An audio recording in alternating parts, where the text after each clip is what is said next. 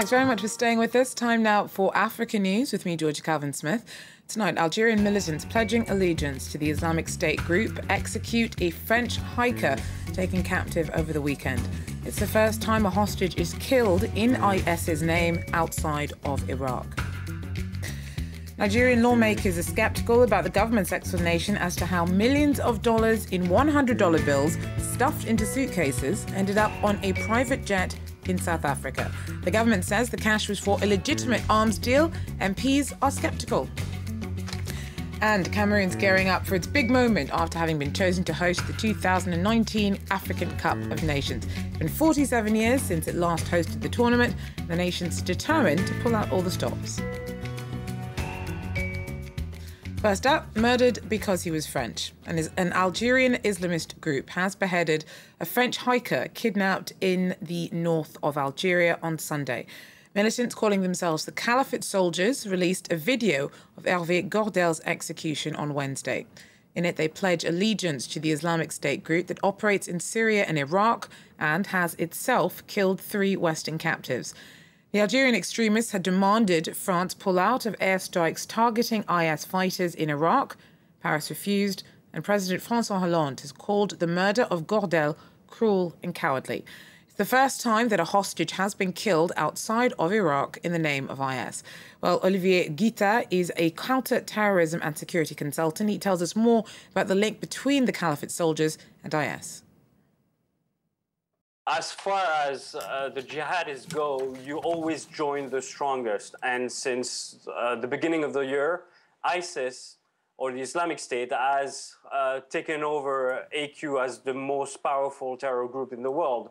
So there was discussion back in July within the ranks of AQIM, Al-Qaeda and Islamic Maghreb, whether to join the Islamic State or to stay put and stay with AQ.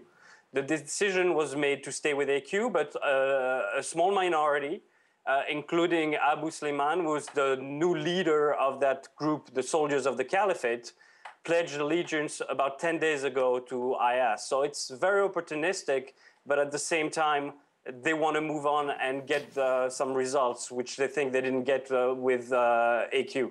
So AQ is Al-Qaeda's North African wing. Is this going to force it to change its tactics? Possibly, because it's a matter of competition at this point. People that are within the rank of AQIM, Al-Qaeda and Islamic Maghreb, can say, look, for the past 8 years, we have not been able to get the results that the soldiers of the Caliphate can get quickly.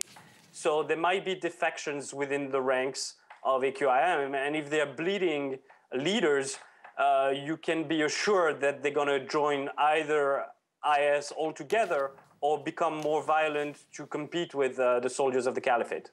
Now, France has been particularly active in counter-terror operations in North Africa. Operation Barkhane has recently launched targeting extremists across the Sahel. So for followers of IS in the region, are French citizens likely to now be their #1 targets, or are they just one of many? No, they're the #1, especially in Algeria.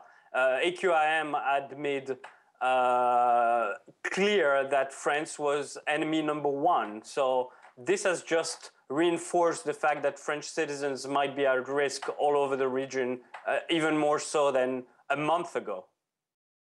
Olivier Guitin there speaking to us from London. In other news, a Tuareg man who was abducted last week by suspected Islamist militants has been found beheaded in northern Mali. He and 4 others are believed to have been kidnapped from Zouera by members of Al-Qaeda in the Islamic Maghreb who were targeting alleged spies. The other captives were later released, but the victim's decapitated body was found in the centre of town. Nigeria's military claims it has killed a lookalike who it says had been posing as Islamist leader Abubakar Shekau. The government says that the original Boko Haram chief is dead, but hasn't given details on how or when he died. It claims the name Shekau became a brand name, and a commander identified as Mohammed Bashir, who'd taken up the mantle, has been killed in fighting in the town of Konduga in Borno State.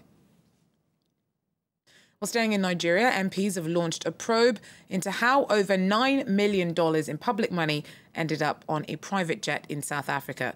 The money was stuffed into 3 suitcases and seized by authorities in Johannesburg earlier this month. Nigeria says the cash was for a legitimate arms deal, but dozens of MPs stormed out of the House of Representatives this week after a motion to discuss the deal was blocked. Munir Dan Ali is in Abuja. He speaks to us now. Munir, is the government right? Is it normal practice to fly suitcases stuffed full of public cash around to buy weapons? Well, that is the line that the government is trying to sell to a skeptical Nigerian public, and it doesn't appear to be working. People do not appear to buy this line of argument, especially at a time when the government has been telling citizens locally that they should embrace e-transfer. That is, everything should be done electronically, less cash, even for local small transactions in the supermarket. So that is why Nigerians cannot understand the current explanation, and that is why they are hoping, whether through the parliament or some other means, this matter will be investigated and the facts of the case established. So what's the government saying the money's for? Well, it claims actually indirectly, the security services are claiming indirectly that the money may have been made for the purchase of arms. But the explanation hasn't satisfied even the South African populace of Nigerians, especially because there is another layer to the whole thing. The plane belongs to a controversial and flamboyant religious leader, and people just say all this doesn't add up, and that is why people are not convinced, and that is why there have been continued calls about this matter to get investigated. Thank you very much, Munir Dan Ali there speaking to us. Well, in a landmark ruling this week, Israel's Supreme Court ordered the closure of a detention camp in which thousands of illegal African migrants are being held. Though many living at the Holot camp welcome the news, they're still facing uncertainty of what happens to them once the site is shut. It might not be a prison, but it looks very much like one. It's a detention center in southern Israel housing African migrants who had entered the country illegally. Over 2,000 migrants, mostly Eritreans and Sudanese, are incarcerated here. This week, Israel's High Court ordered that it be closed. But for the migrants, this does not resolve the problem. Still, it's not the end of the journey. It's not a solution for our situation. That this place is illegal, and we know that already. I mean, what is our status and what will happen to us? What will now happen to the migrants is not known.